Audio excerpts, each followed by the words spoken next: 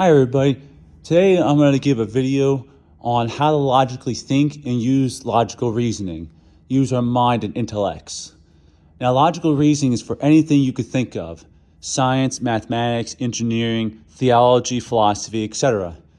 And the reason why I'm making this video is that all too often we're so eager to believe what somebody else told us, like a politician, a social media influencer, somebody else from like a different faith, without even questioning it, and we can't do that.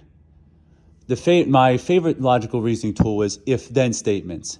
If part A is true, then part B must also be true for the whole statement to be true.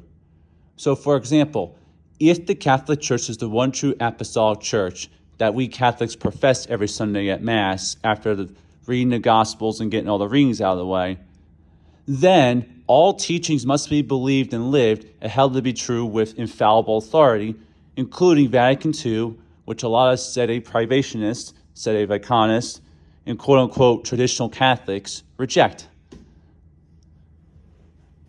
Meaning, all beliefs, religious, scientific, philosophical, military, etc., operate on a fundamental presupposition. And a presupposition is a firmly held set of beliefs to be objectively true because they have not been proven otherwise.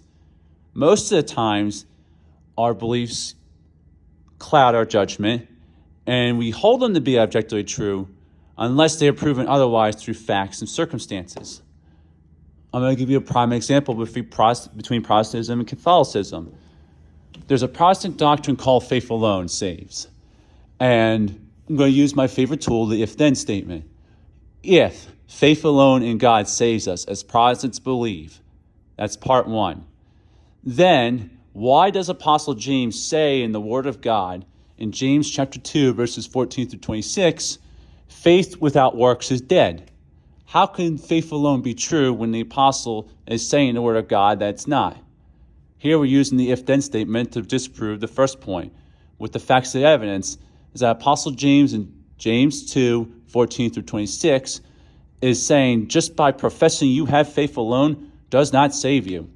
Like Jesus criticized the Pharisees and the scribes for. They worship God with their lips but not their hearts. That's why Jesus called them hypocrites. The Pharisees and scribes believed that they had faith in God, they professed it, but they did not live out that faith. That is what James means by faith without works is dead. If you say you have faith in Jesus, you will struggle at all cost, meaning the works, to live out that faith you profess you have. Otherwise, it's a dead faith. It's just empty words alone.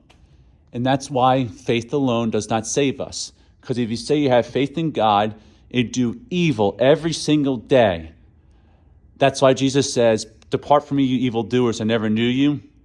That's why.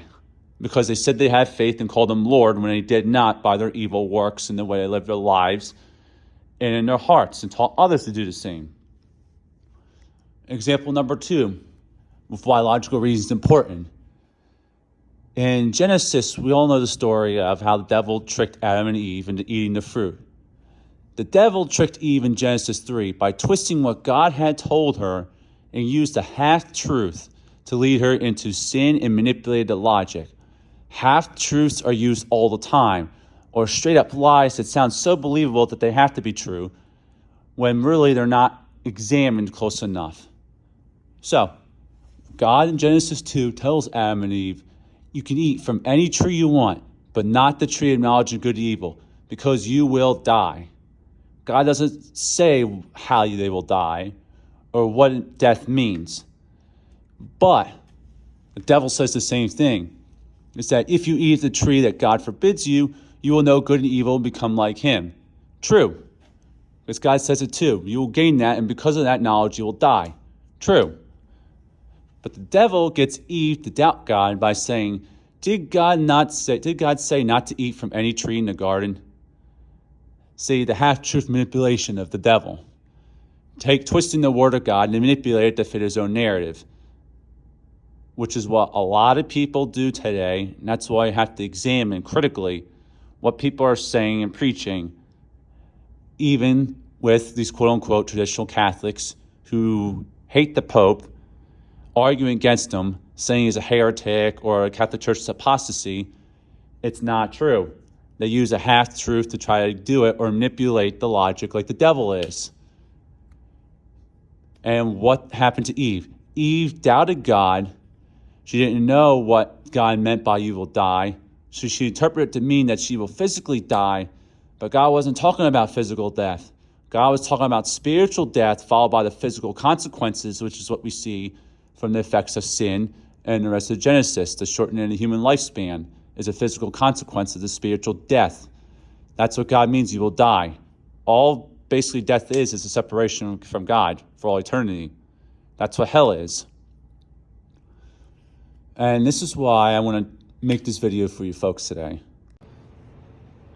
Hi friends, before we begin today's video, leave me a like, comment, or subscribe, and it helps me grow and get the YouTube algorithm to spin the channel more and reach out to even more people.